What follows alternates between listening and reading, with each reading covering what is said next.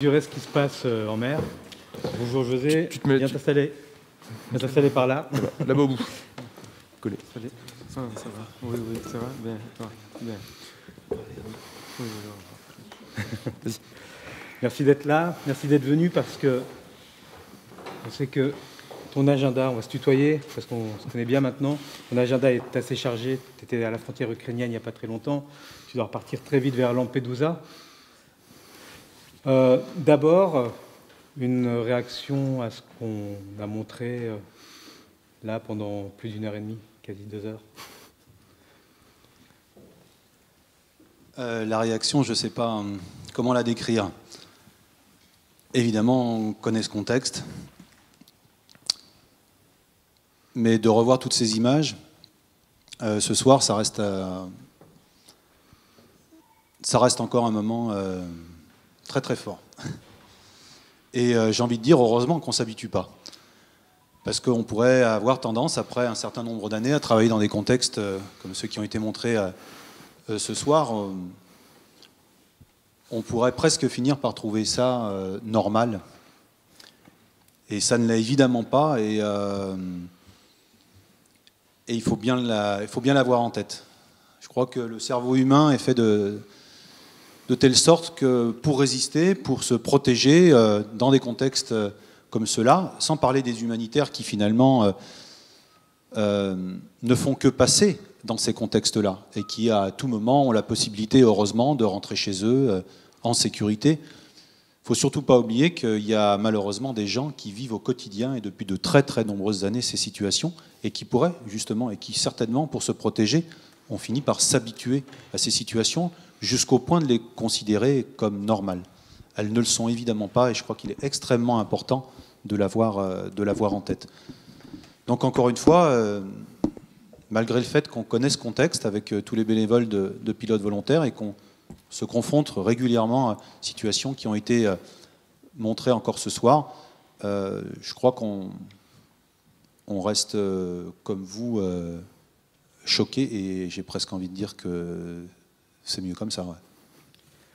C'est pas un long fleuve tranquille d'affréter un avion au-dessus de la Méditerranée dans cette zone au large de la Libye. Quand Jean-Baptiste est monté dans l'avion, c'était à l'époque un avion qui s'appelait le Colibri. Vous avez appelé maintenant le Colibri 1. Depuis, il y en a eu un deuxième. Est-ce que tu peux nous raconter ce qui s'est passé pour pilote volontaire depuis qu'on a tourné ces images ? Alors, au moment où Jean-Baptiste est venu nous rejoindre sur zone, on avait déjà des inquiétudes quant à l'avenir de nos missions et donc de notre premier avion. Et la raison pour laquelle on était inquiet déjà à l'époque, c'est parce que, vous l'aurez compris, ce qu'on voit parfois en mer est particulièrement gênant et surtout pour les gens qui ont mis en place ce dispositif. Ça a été évoqué. Le dispositif dont je parle, il est très simple finalement. C'est faire en sorte qu'un minimum de personnes atteignent les côtes européennes. Et pour ça, les États européens, assistés par l'agence de contrôle aux frontières Frontex, dépensent des dizaines de millions d'euros pour mettre en place un dispositif qui va consister à mobiliser des avions pour faire du repérage de ces bateaux-là, mais pas avec l'objectif premier de les sauver, mais de donner ces informations aux gardes-côtes libyens, dont on a pas mal parlé aussi pendant ce soir, qui vont ensuite venir procéder à des interceptions que nous constatons d'ailleurs ces derniers mois, on en parlera peut-être de plus en plus violentes. Donc, étant régulièrement témoin de plusieurs graves violations du droit maritime international, mais également de la Convention de 1951 qui a aussi été évoquée, qui est relative aux droits des réfugiés, on savait qu'on gênait. Et de la même manière que les bateaux d'ONG ont été, et le sont encore d'une certaine manière, régulièrement entravés dans leurs actions, eh bien on savait que notre tour allait pas tarder à venir. Et effectivement, quelques semaines après seulement les images qui ont été tournées avec Jean-Baptiste, ce qu'on craignait est arrivé, à savoir les autorités italiennes, en utilisant un prétexte extrêmement fallacieux, ont fini par nous interdire de voler avec notre premier avion. Voilà. Donc, Et vous avez relancé la machine ? Ça n'a pas été simple. On a réussi à relancer la machine depuis maintenant presque 1 an et demi, mais ça a été effectivement compliqué, puisqu'il a fallu qu'on lève des fonds supplémentaires pour faire l'acquisition d'un 2e avion. Après, il a fallu remettre toute la machine en route. Tout ça nous a pris un peu plus d'1 année. Mais effectivement, depuis le mois de décembre 2020, on a pu reprendre nos opérations de façon quasi constante avec notre nouvel avion, qui est un petit peu différent, un peu plus grand, un peu plus performant que le premier. Et depuis donc décembre 2020, on a été en capacité jusqu'à l'heure d'aujourd'hui de réaliser un peu plus d'1 centaine de vols et malheureusement de repérer plus d'1 centaine d'embarcations encore en détresse. Ouais. L'aéronautique, c'est un petit milieu, beaucoup de pilotes se connaissent. Vous croisez de temps en temps à Lampedusa ou sur d'autres aéroports des pilotes de Frontex qui assurent ces missions de surveillance au nom de l'Europe ? Oui, mais on les croise effectivement à l'escale, parfois à Lampedusa ou parfois à Malte, lorsqu'on se retrouve aux mêmes endroits pour refaire le plein de nos avions respectifs. On les croise également régulièrement en vol, et c'est ce qui nous permet aujourd'hui d'affirmer que sans le soutien d'observation aérienne de l'agence Frontex, les interceptions auxquelles procèdent les Libyens ne pourraient pas se faire. C'est un point important, je crois, à rappeler, puisque vous avez évoqué le fait qu'en 2018, la décision est prise de réinstaurer la zone de secours en Libye, alors qu'on sait pertinemment que, d'une, ce pays est encore en guerre, deux, même s'il avait les moyens techniques de pouvoir couvrir une zone qui, on l'a vu sur la carte, est extrêmement grande. Il ne faut surtout pas oublier qu'il y a quand même un point avec lequel ils ne peuvent pas... Comment dire, il y a une exigence à laquelle ils ne répondent pas, c'est la question du débarquement des personnes rescapées dans un lieu sûr. Donc, encore une fois, en l'occurrence, ils n'ont pas les moyens techniques, et sans les avions de Frontex, ils ne seraient pas en capacité d'intercepter ces bateaux. Mais même à supposer qu'un jour, ils avaient les moyens techniques pour faire, on va dire, du sauvetage en bonne et due forme, de la même manière que le font les ONG, un dernier point ne peut toujours pas être respecté aujourd'hui, et c'est le plus important, la question du débarquement dans un port sûr. Malheureusement, la Libye, encore aujourd'hui, n'offre aucun port sûr.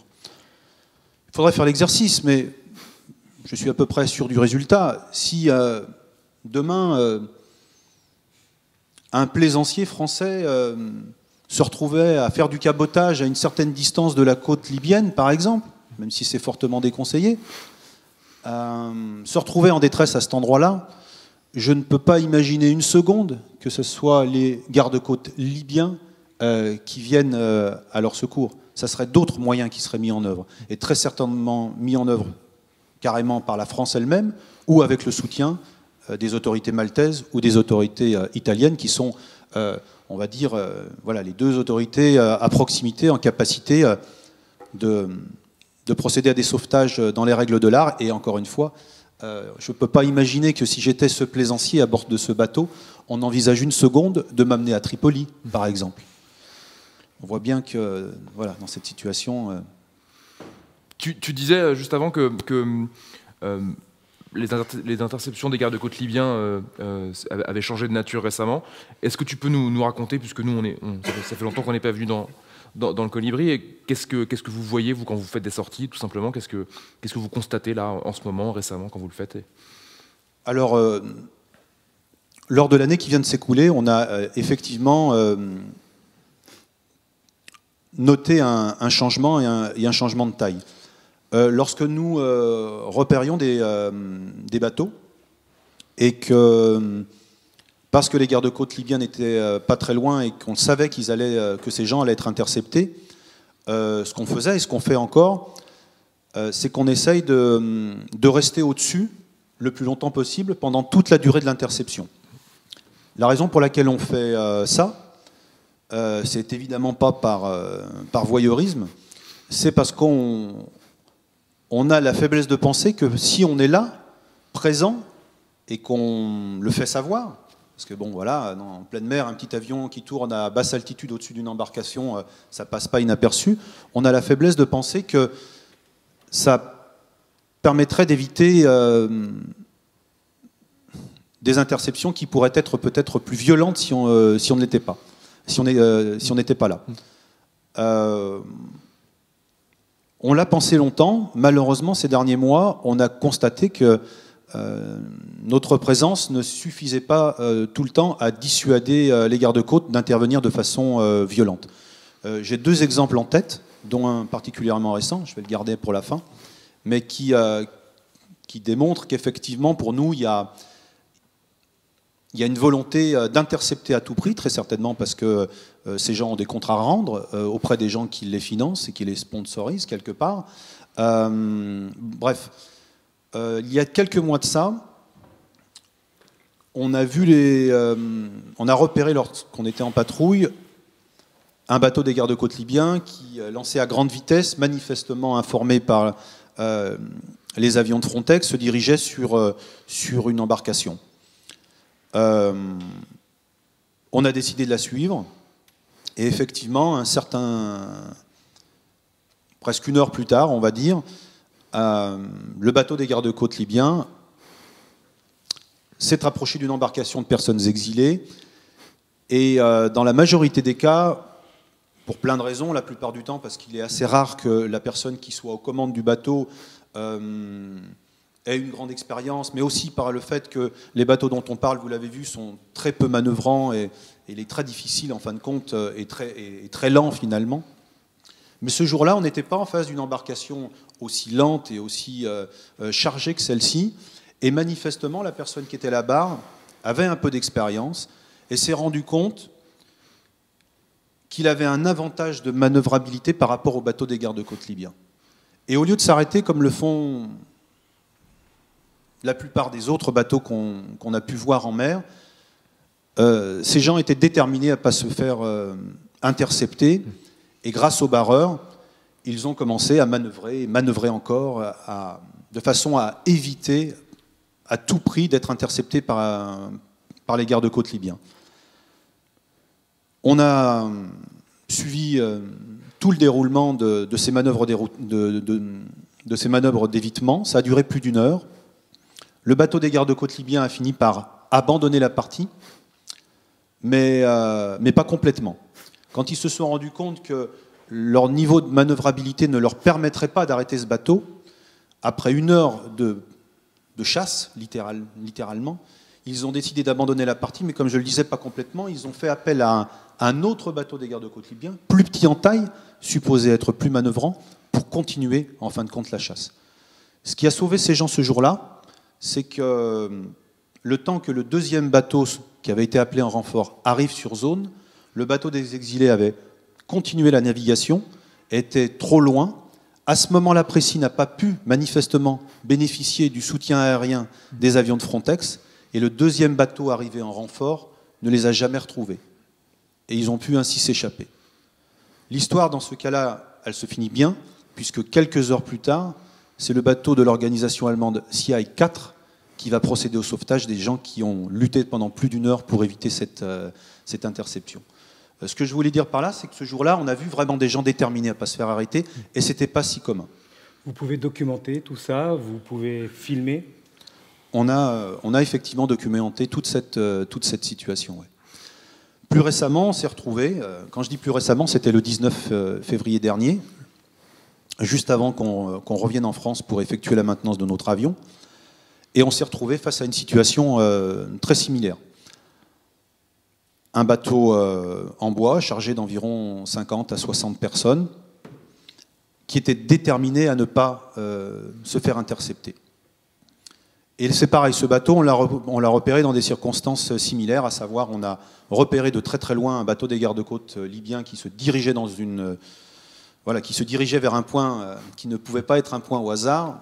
Lorsqu'on s'est rapproché, on a pu confirmer la présence d'un avion de Frontex dans le secteur, qui encore une fois fait ce service d'observation aérienne et de repérage pour les bateaux libyens. Et on a décidé donc, lorsqu'on a vu ce bateau des gardes-côtes libyens se diriger dans une direction bien particulière, bien précise, à grande vitesse, de garder un œil sur lui. À peu près 2 heures plus tard, on va effectivement le retrouver à proximité dans l'embarcation en bois dont je vous ai parlé juste avant. Et là, pareil, les gens déterminés à ne pas se faire intercepter. Et ce qu'on remarque maintenant, depuis déjà quelques mois, puisque manifestement, c'est des choses qui se produisent assez régulièrement, même si nous, on ne les voit pas à chaque fois, c'est que les gardes-côtes s'adaptent. Face à de telles situations aujourd'hui, qu'est-ce qu'ils font? Ils arrêtent leur propre bateau, ils mettent à l'eau un bateau pneumatique de beaucoup plus petite taille et beaucoup plus manœuvrant, ils laissent du coup s'éloigner le bateau des personnes exilées, mais reprennent la chasse. Et à ce moment-là, à 2 bateaux, le plus gros qui va tenter de couper la route du bateau des personnes exilées, et le plus petit pneumatique qui va tenter de monter à bord par l'arrière, en sautant littéralement à l'intérieur du bateau pour en prendre le contrôle. Le 19 février dernier, c'est ce qu'ils ont tenté de faire. Mais ça ne s'est pas passé comme ils le souhaitaient. Lors de cette manœuvre particulièrement dangereuse, 5 personnes sont tombées à l'eau. Les gardes-côtes libyens à ce moment-là ont quand même pris le temps, on ne sait pas si c'est parce qu'on était au-dessus ou pas, on ne le saura jamais, mais ont quand même pris le temps de récupérer ces 5 personnes tombées à l'eau, de les mettre à bord de leur bateau-mère, et ont repris la chasse à nouveau sur l'embarcation principale, qui continuait, elle, à se diriger vers le nord. Tout ça a duré là encore plus d'1 heure. Au tout début, ils étaient à la limite de la zone sous responsabilité libyenne et maltaise, le premier quart d'heure, et pendant plus de 45 minutes, toute la chasse qui s'est poursuivie s'est passée dans la zone maltaise. Au bout de plus d'1 heure, ne pouvant pas monter à bord du bateau et en prendre le contrôle, ils ont fini par s'approcher à l'arrière et jeter un amas de ce qu'on peut supposer être des filets et des cordages pour bloquer l'hélice du bateau. Et c'est comme ça que malheureusement, dans ce cas-là, ils ont fini par arrêter les personnes exilées et les intercepter, et donc malheureusement les ramener en Libye. Tout ça pour dire qu'effectivement, depuis maintenant plusieurs mois, on assiste à des manœuvres en mer de plus en plus dangereuses, avec un objectif, intercepter ces gens, même quand clairement, ils n'ont pas du tout l'intention d'être arrêtés, quoi. On pourra poursuivre cette discussion. Une dernière question, si ça. Désolé, j'ai fait peut-être un peu long. Non, pas du tout. C'était juste pour rappeler quand même que ce que tu décris là, ces méthodes des gardes-côtes libyens, on a été questionné là-dessus hier aussi, mais ces méthodes des gardes-côtes libyens, ce qui est encore plus cynique, c'est que l'Europe finance une partie de leur formation. C'est-à-dire que le blanchiment de toute cette opération, c'est quand même de dire que l'Union européenne, certes, confie cette responsabilité aux Libyens, mais elle les forme, elle dépense des millions d'euros pour la formation, etc. Vous, ce que vous voyez régulièrement, c'est que la formation de l'Europe, c'est des millions d'euros qui sont affichés, en tout cas, qui ont été donnés, mais on n'en voit pas c'est pas des gardes-côtes professionnels et c'est pas des gardes-côtes formés aux standards internationaux. C'est ça qui est encore plus cynique. Ah oui, absolument. Là encore, on pourrait en parler longtemps, mais régulièrement, on est témoin d'interceptions qui se passent particulièrement mal. Il y a plus d'1 an maintenant, en février 2021, lorsque les gardes-côtes libyens se sont approchés d'une embarcation, comme ils le font toujours, en général, ils l'arrêtent, ils la raisonnent quelque part, ensuite ils se positionnent de façon à ce que le bateau des personnes exilées soit sur la partie arrière de leur bateau, et là, ils ne prennent aucune des précautions que vous avez pu voir, par exemple, comme le font les ONG. Vous voyez bien que les ONG gardent le bateau-mère à distance, prennent le temps avec 2 embarcations de sécuriser chacun des occupants du bateau, avant seulement de commencer le transbordement. C'est une opération longue, mais c'est le seul moyen de garantir un maximum de sécurité pendant l'opération de sauvetage.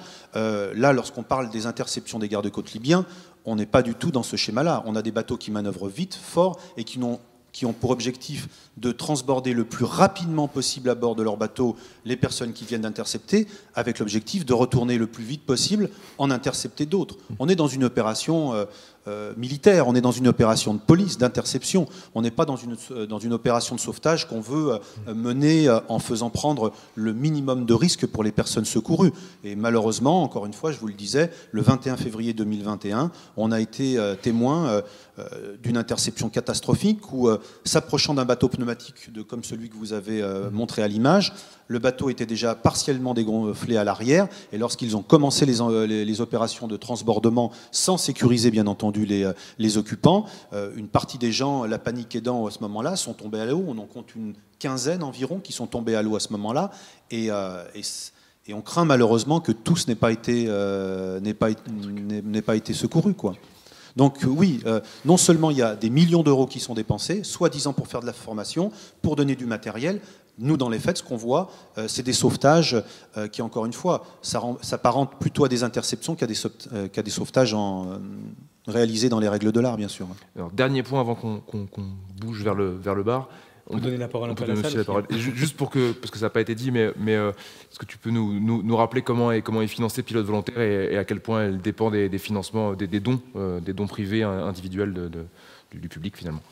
Oui, alors aujourd'hui, les financements de pilotes volontaires, alors pour vous donner déjà une ordre d'idée du budget de fonctionnement de notre toute petite association, c'est que chaque année, si on veut réaliser environ, être en capacité en tout cas de réaliser une centaine de vols d'observation, il nous faut un budget d'environ 300 000 euros.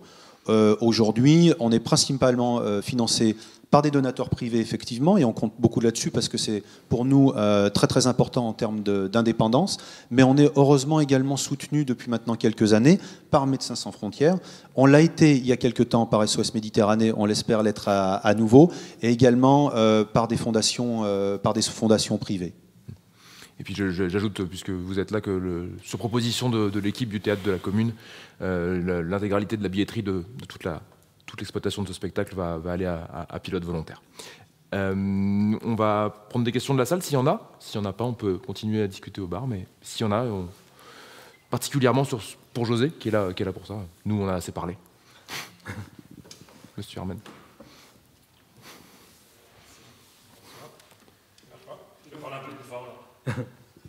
Non, l'autre, allez, l'autre. Bonsoir, bravo à vous trois, superbe spectacle, extrêmement puissant.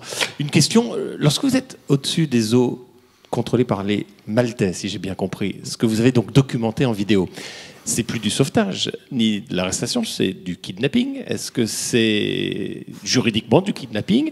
Et est-ce que vos images peuvent servir devant un tribunal, c'est-à-dire pour que ou votre association, ou d'autres ONG, ou des juristes puissent s'emparer de ce que vous avez documenté pour retrouver les responsables, condamner les coupables et peut-être même aller jusqu'au niveau européen sur les méthodes de Frontex. Alors, c'est un sujet toujours un petit peu délicat. Je ne veux pas vous fâcher avec vous. Non, pas du tout, pas du tout. Nous, on est persuadés effectivement qu'on est régulièrement témoin de graves violations, encore une fois, du droit maritime international et de la Convention internationale de 1951 relative aux réfugiés qui autorise à quiconque de déposer une demande d'asile dans un pays sûr. Mais on n'a pas de... Comment dire? On en est persuadé, mais on n'est pas juriste. Une des raisons pour laquelle certains bénévoles, dont Maya d'ailleurs qui est là ce soir, ici dans la salle aussi, et qui est juriste de formation et qui va se joindre à une autre bénévole de pilote volontaire lors de la prochaine mission, qui, elle, élève avocate. Une des raisons pour lesquelles Maya et Alix, pour ne pas les nommer, se sont joints au projet, c'est parce que nous, on pense effectivement que dans nos archives, on a des choses qui pourraient intéresser certaines cours de justice. Et le travail justement qu'elles vont réaliser dans les prochains mois, en plus d'être à bord de l'avion pour faire le travail d'observation, comme il a été montré dans le documentaire, ça va être justement, pendant les périodes où on ne volera pas, d'analyser nos archives et de voir dans quelle mesure il est possible d'en faire quelque chose. Mais ce soir, j'ai pas de réponse à vous apporter. Pour nous, il est clair qu'à partir du moment où on met en place un dispositif qui consiste à repérer des gens pour les ramener dans un pays en guerre qu'ils tentent de fuir, sans être juriste, on se demande comment est-ce que ça c'est possible. Maintenant, il va falloir...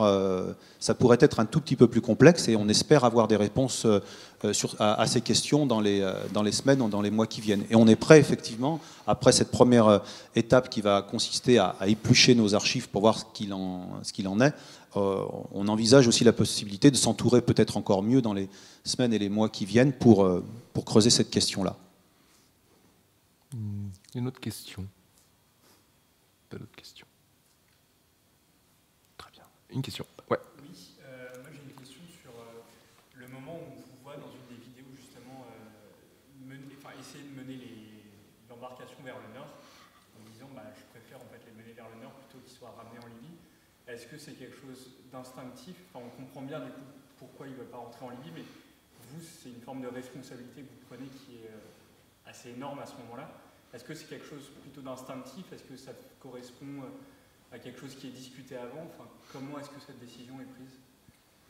Alors ce jour-là, on s'est retrouvé dans une situation un petit peu particulière, parce que quand même, dans la grande majorité des cas, enfin, on a deux cas de figure. Soit des bateaux qui naviguent encore tant bien que mal, c'est le cas de celui qu'on a vu, soit on est dans la situation où le bateau est déjà en panne, et évidemment, du coup, beaucoup plus vulnérable aux éléments et dans une situation beaucoup plus dangereuse. Ce jour-là, c'était assez curieux. Ouais. Normalement, ces bateaux ont à minima une boussole et tentent de garder un cap. Alors, une boussole en plein milieu de la mer, sans carte, ça vous permet juste effectivement de garder plus ou moins un cap et une direction, mais ça ne vous permet pas, par exemple, d'arriver à trouver l'île de Lampedusa, qui est toute petite dans cette immensité. Mais en général, ils tiennent un cap plus ou moins stable, on va dire.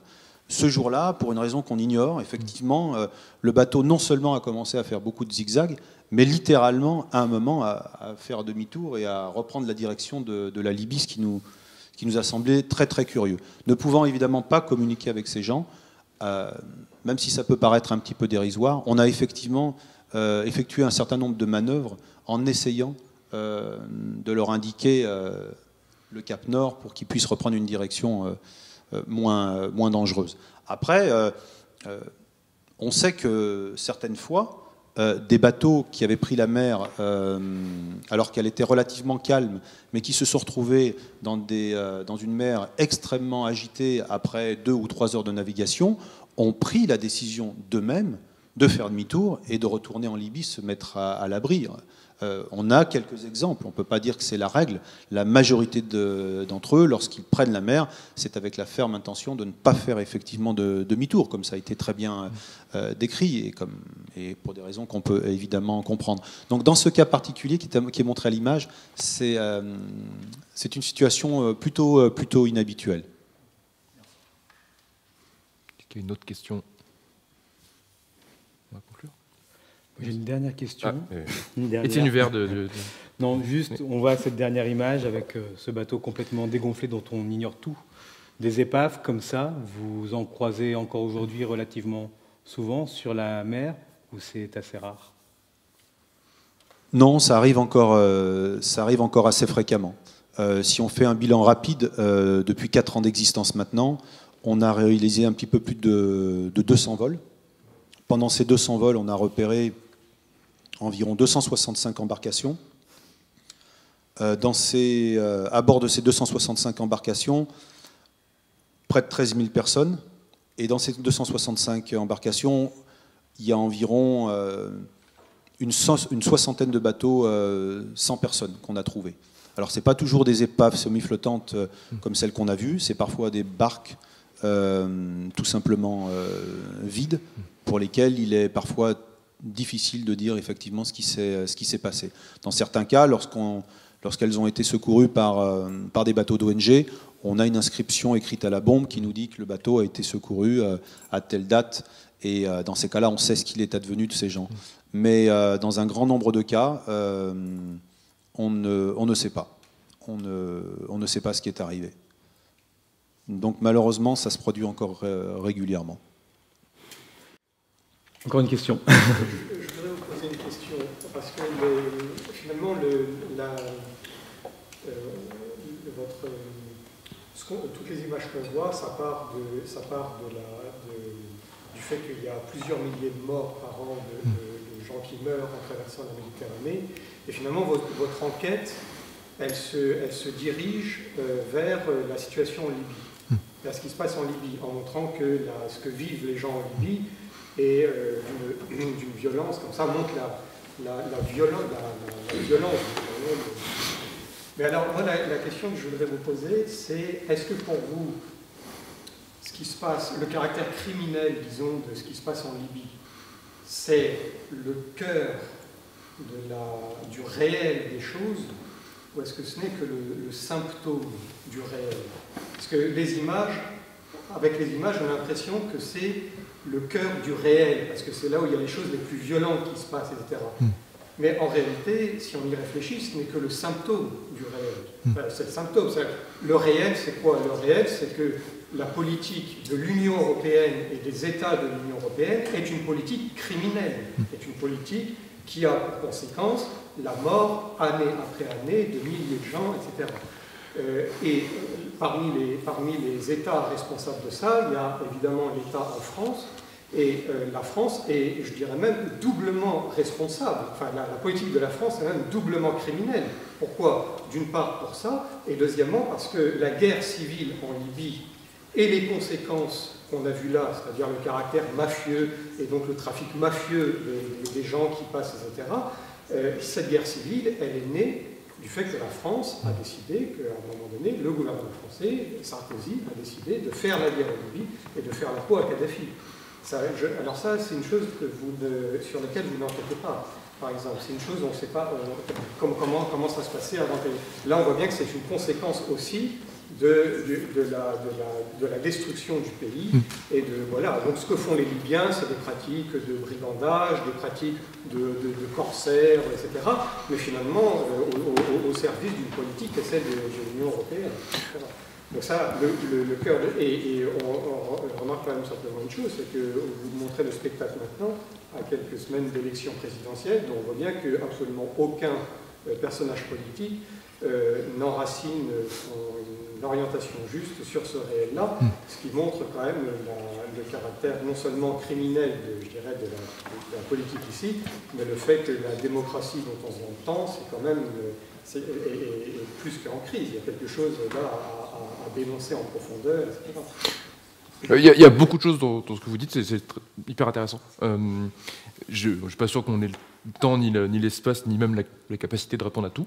Mais peut-être deux petits éléments, effectivement, sur la destruction de l'État en Libye. Ce qu'on voit, c'est que, et ce qui nous paraît, nous, choquant, effectivement, c'est cette dichotomie entre le fait de considérer par des financements, par des programmes d'aide, que la Libye est un État, et que la Libye est tout à fait légitime pour pouvoir recevoir ces financements, et qu'on peut activement, par des financements comme ça, changer une politique, former des gens, etc. Alors que la Libye n'a pas d'État. Enfin, je veux dire, c'est un pays qui est gouverné par les milices, et ces milices prospèrent sur ce trafic, je crois qu'on l'a assez bien montré.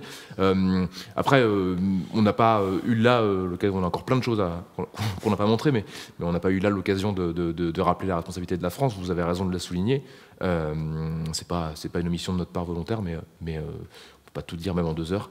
Mais oui, c'est clé. Évidemment que c'est clé. Évidemment que la situation et la disparition de l'État libyen a directement une conséquence avec ça. J'ajoute quand même que sous Kadhafi, ce problème migratoire était quand même moindre, mais que Kadhafi a régulièrement utilisé cette menace pour faire pour des négociations diplomatiques. Donc voilà, je ne sais pas, on a plein de choses encore à évoquer par rapport à votre question, mais c'est... Ma question, elle ne partait pas sur simplement la responsabilité de la France, parce que ce n'est pas seulement la responsabilité de la France, c'est les pays de l'Union européenne et l'Union européenne. Et donc, ma question, c'était quel est pour vous le réel que vous voulez pointer dans l'ensemble de votre enquête? Car ça s'oriente vers le réel, c'est le caractère criminel de ce que font les Libyens, etc. Mais en fait, le réel de ça, c'est-à-dire qu'est-ce que vous identifiez comme le réel de ça? Il me semble que le réel de ça, c'est précisément le caractère criminel des politiques de l'Union européenne et des États. C'est bien pour ça qu'on a décidé de... Enfin, je vois pas pourquoi ça vous donne cette impression-là, mais c'est pour ça qu'on a décidé de pointer toute la décision de l'OMI en 2018 qui est clé dans ce que José nous disait la première fois qu'on s'est rencontrés, la décision de l'OMI d'accorder une zone SAR à la Libye, et voilà, donc tout ça, j'ai l'impression qu'on l'évoque quand même. La question de l'Integrated Border Management, on peut voir des choses dans d'autres pays à la frontière de l'Union européenne, notamment en Bosnie. Il y a un très beau document qui a gagné le prix Bayeux, que je vous conseille de voir, on pourra mettre sur le fil Telegram également. Et je pense que c'est ce qu'on a essayé de montrer. Après, on voit aussi avec cette commission d'enquête parlementaire, c'est pour nous assez troublant de voir qu'il y a des députés qui travaillent là-dessus. Ils font un rapport de 400 pages qui est documenté. Ils font une trentaine de recommandations qui pourraient alimenter le débat public de manière différente que ce qu'on voit actuellement. Et finalement, personne ne s'en empare. Et oui, c'est vrai que ça pose des questions sur le fonctionnement de la démocratie, et c'est ce qu'on a voulu dire aussi à la fin du spectacle. Après, le réel que nous, on documente en tant que journalistes et documentaristes, c'est aussi ce qu'on voit, ce qu'on entend, les témoignages, et c'est ce qu'on veut montrer, et c'est la base du travail. Il faut déjà montrer ce qui se passe d'un côté et de l'autre de la Méditerranée.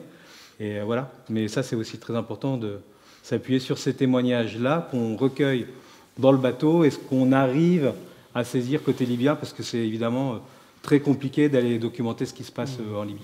Voilà. C'est quand même, ça fait 2 fois qu'on joue le spectacle, et c'est vrai que c'est une question qui revient, et certainement pour un public français, c'est très important, le fait qu'il n'y ait pas l'archéologie de la situation en Libye, et que, mais je pense que tout simplement parce qu'en effet la démarche c'était donc de partir, tu vois, pas à pas, les sauvetages en mer. Moi qui ai vu les rushs, par exemple, ce qui était le plus saisissant, c'est qu'on voyait que quand les gens étaient secourus, leur premier cri c'était « la Libye c'est fini ». C'était pas du tout « enfin l'Europe », c'était la délivrance vers de la Libye. Donc ça a poussé Étienne et Jean-Baptiste à aller voir ce qui se passait en Libye, à essayer d'en recueillir comme ça les images. Mais c'est vrai que l'enquête n'a pas l'ambition de tracer tout le champ et des responsabilités et des conséquences, et plutôt aussi sans doute une pudeur à ne pas nommer aussi directement la criminalité. Il y a juste des énoncés qui disent que ce sont nos camps, ce sont des camps financés par l'Europe, etc. Mais voilà, avec cette espèce de sobriété, disons. Mais je pense que ça, c'est votre position aussi de documentariste. Après, le souhait qui était fait, c'était que le souhait qui était là, c'était qu'en effet, les débats permettent de faire remonter ce qui reste frustrant ou incomplet, ou voire contestable ou fautif. Mais hier, en effet, une autre spectatrice nous a dit « mais les Libyens, alors ce seraient les méchants, les Libyens », ce qui prouve qu'il y a un malaise sur cette question, qu'en effet, l'enquête faisant un effet de loupe sur la responsabilité libyenne, même si c'est compensé par des discours ensuite d'Étienne et Jean-Baptiste sur la responsabilité européenne, on voit bien quand même que l'équilibre n'est pas complètement respecté. Et donc je pense qu'en effet c'est très précieux de compléter maintenant, de parler de ça en fait. Oui. Deux questions. Non, et pour rebondir sur ce que vous disiez tout à l'heure sur le fait que vous aviez des juristes qui se joignaient à vos équipes pour récolter des témoignages et ensuite venir potentiellement constituer des dossiers, etc.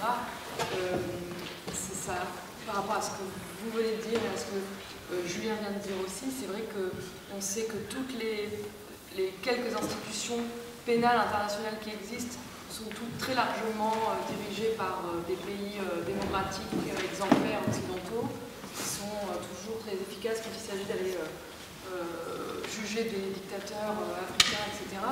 Mais la capacité qu'on a juridiquement à poursuivre des États occidentaux et pour les chaos qui sèment dans les pays d'Afrique et pour ensuite le refus total de l'accueillir, ça semble une mission presque impossible, quoi. Donc j'admire du coup vos missions aussi, mais ça semble un découragement d'être sur un terrain juridique dont on sait d'avance que tant que les pays occidentaux refusent de regarder leurs responsabilités pénales internationales aux yeux même de leur propre loi internationale, c'est voué complètement à l'échec. Oui, bien sûr, ça peut paraître dérisoire, mais et c'est clairement pas ça n'a clairement pas été notre priorité ces 4 dernières années. Notre priorité, ça a été dans l'urgence d'essayer d'être présent sur zone pour repérer un maximum de bateaux. Ça, c'est l'urgence. Mais au fur et à mesure que les opérations se passent, on finit par avoir des quantités d'archives aujourd'hui assez importantes. On finit par cumuler, une expérience et des choses vécues sur zone, et on se dit mais c'est pas possible.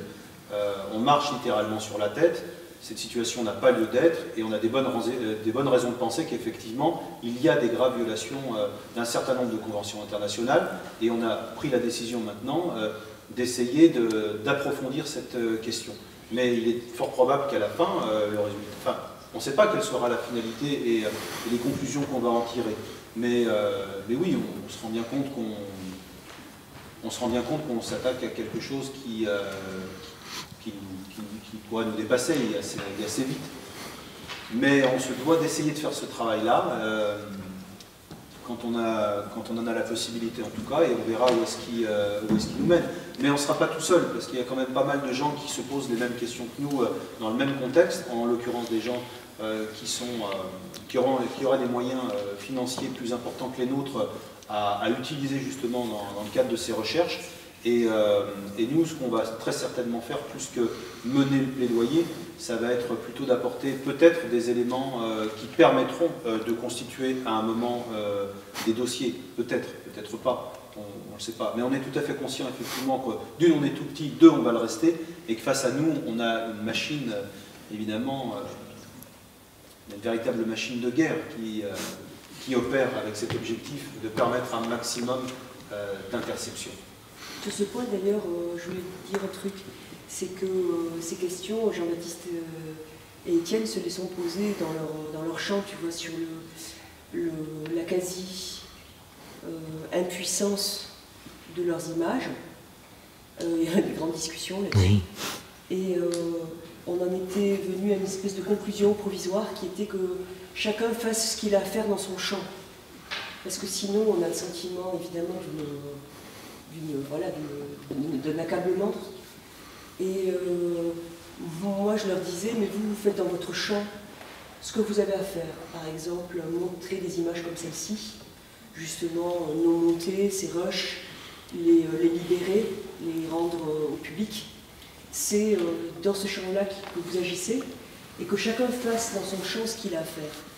Et ce serait donc, nous appartient à nous aussi, dans notre propre champ, de faire ce qu'on peut faire. C'est déjà une première décision qu'on peut prendre, parce que sinon on peut en renvoyer à tout le monde le fait qu'il est sans poids face à la... En revanche, c'est vrai que du coup la précision de ce qui est fait, le sérieux et la précision, le fait de ne pas dire à côté ou trop peu, etc. Ça c'est très important. Donc de ça on peut parler en effet. Qu'est-ce qui manque à être dit, ou qu'est-ce qui est incomplet et qui peut-être ajoute à la confusion. Mais moi, je dirais ça, parce qu'on s'était dit aussi que pour ces débats, on allait inviter des gens qui viendraient témoigner des actions qu'ils mènent, en essayant d'en rendre compte de manière précise. Voilà le point sur lequel moi, comme je peux, j'agis. Et on peut en discuter ensemble pour savoir si l'option est bonne, si elle est... Mais voilà, je pense que sinon, je pense qu'en effet, on sort de là, on se dit tout le monde est voué plus ou moins à être impuissant. C'est ce que je voulais rajouter. Pardon, c'était pas une manière de dire que c'était dérisoire ou inutile, mais plutôt de dire que le point juridique, pour moi, ne peut pas s'établir si par ailleurs il n'y a pas le discours politique porté même par les acteurs militants et journalistes et tous ceux qui peuvent de dire... Enfin, vous m'avez compris. Oui, la difficulté à laquelle on se confronte, et elle a été évoquée au tout début, c'est l'intérêt que même vous suscite ces questions-là auprès des médias. C'est extrêmement difficile de maintenir un minimum d'attention sur ce qui se passe dans cette partie-là du monde. Et d'ailleurs, parce que là, c'est vrai qu'on a beaucoup parlé et c'était le thème de la Méditerranée centrale, puisque c'est là qu'aujourd'hui la plupart des ONG opèrent, mais il ne faut pas oublier qu'il y a d'autres routes maritimes migratoires qui sont empruntées tous les jours et qui sont extrêmement dangereux, pratiquement aussi dangereux, sinon plus dans certains cas que l'est la traversée de la Méditerranée centrale. Et on le voit, Mamadou a emprunté une autre route encore, qui heureusement... voilà, c'est bien terminé, mais il faut être conscient par exemple que du côté de l'Atlantique, du côté des îles Canaries, il y a aussi depuis maintenant plus de 2 ans beaucoup de gens qui perdent encore la vie sur ces routes-là, qui sont pour le coup aussi extrêmement dangereuses parce qu'extrêmement longues pour certaines. Encore une question par là. Oui, au moins, c'est pas vraiment une question, mais je vais encore très bien construire mon ressenti, quoi. Mais moi, ce qui m'a m'a pas mal, fait réfléchir au-delà de, voilà, de toutes ces images, c'était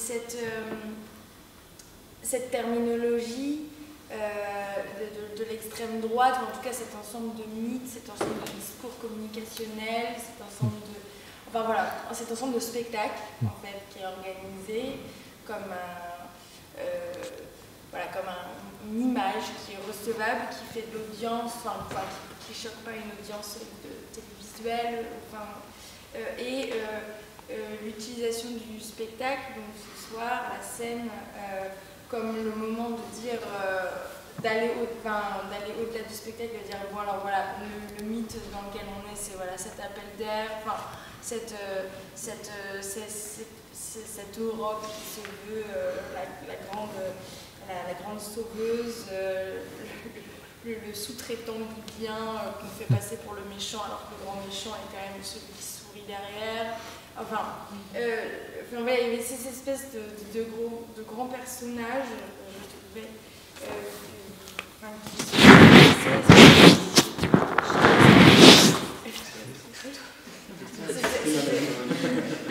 c'est-à-dire que la question de monsieur, quel était le réel, quel était le symptôme du réel, c'était vraiment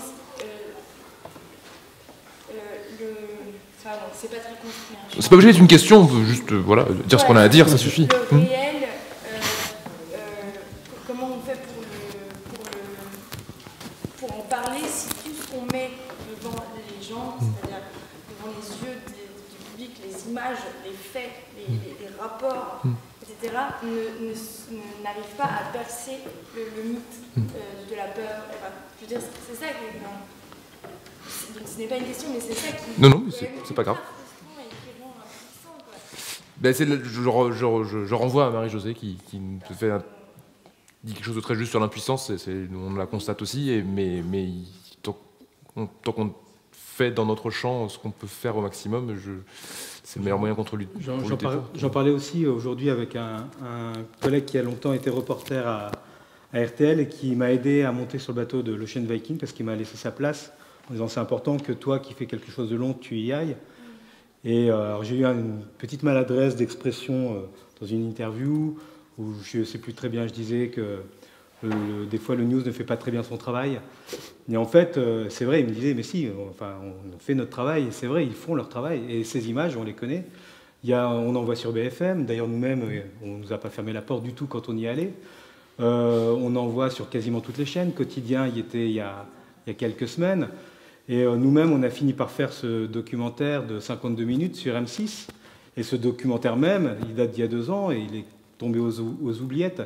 Et c'est vrai que l'oubli est une donne très importante sur des problématiques très complexes comme celle-là. On le voit un peu avec Adelph, on finit par oublier que la guerre en Centrafrique, elle a encore des conséquences 9 ans plus tard. On oublie en cascade. Et c'est aussi ce qui nous a motivés à venir au théâtre, parce que c'est une façon un peu différente sans doute de lutter contre l'oubli et de permettre de nous exprimer, de raconter que, ben voilà, pour moi, il y a déjà peut-être 9-10 ans de travail dans ces régions-là qui sont des couches successives. Et tout ça, c'est important de mettre de la perspective et de le partager avec vous, avec des lacunes, avec des choses qu'on ne peut pas toujours dire, on n'a pas toujours la place. Et notamment sur la Libye, la situation politique, elle est même encore aujourd'hui extrêmement complexe, extrêmement mouvante. Évidemment, il y a une origine, mais voilà, là pour le coup, on était vraiment sur la situation des réfugiés et la situation des personnes qui quittent le pays. Moi, je suis vraiment persuadée que ici, quand même, les images qui vous sont montrées contiennent des effets de réel. Et même si on est peu ce soir, même si on le fait, ça fait pas. Il faut tenir le point. Et ces images-là, parce que ne serait-ce que le cadre est différent des canaux habituels, mais aussi parce que ce sont ces images-là, justement brutes, qui prennent plus le temps, comme ça, de nous confronter à des effets de visibilité inédits, tout ça, contiennent des effets de réel et du coup conjurent en partie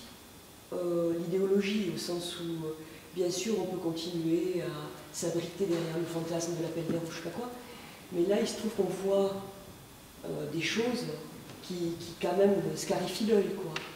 Donc c'est plus difficile après de recycler ou de se ménager une petite issue en disant mais de toute façon je sais pas quoi. Là il s'agit quand enfin, on a vu des choses. Je pense qu'on les voit quand même de manière plus inoubliable, enfin plus ça délivre les effets de connaissance. C'est un autre type de connaissance en fait. On sait bien que c'est le malheur de l'époque, on croit tout savoir, on est abreuvé d'images, mais ce ne sont pas des vraies connaissances. Donc là, au moins, je dirais que dans leur champ, celui de la présentation des images, ils accèdent, enfin, ils nous mettent face à des images qui, elles, comportent une charge qui est autre. Ça, c'est le pari que je fais. Après, je dirais, pour compléter, c'est un combat, quoi. Je pense que pour José, aller sur ces zones-là avec son petit avion, c'est un défi, un combat. Parfois pour nous aussi, de réussir à pousser ces sujets-là un peu envers et contre tout à la télé, c'est un combat. Et c'est une chaîne, voilà. Il y a des jeunes juristes qui veulent s'atteler à ces tâches et peut-être qu'un jour leur travail aussi portera ses fruits, sans fausse naïveté évidemment, mais s'il n'y a pas la volonté d'essayer de documenter, d'essayer de porter ces thèmes-là derrière un tribunal, ils n'y arriveront jamais, c'est sûr. Donc voilà, il y a évidemment les combats, puis des fois les combats portent leurs fruits, et moi je l'ai vu sur d'autres terrains où il y avait les mêmes oublis, notamment la guerre en Syrie, où on finit par mettre devant des tribunaux des criminels de guerre. Voilà, ça finit par marcher. C'est plus simple évidemment quand c'est la Syrie, Bachar al-Assad, que quand c'est les États-Unis, mais ça peut finir par arriver. Merci. On peut conclure là-dessus? Ça vous va? Allez. Voilà, merci. Merci à toute l'équipe de la commune, Marie-Josée, Malice, pour la mise en scène du spectacle.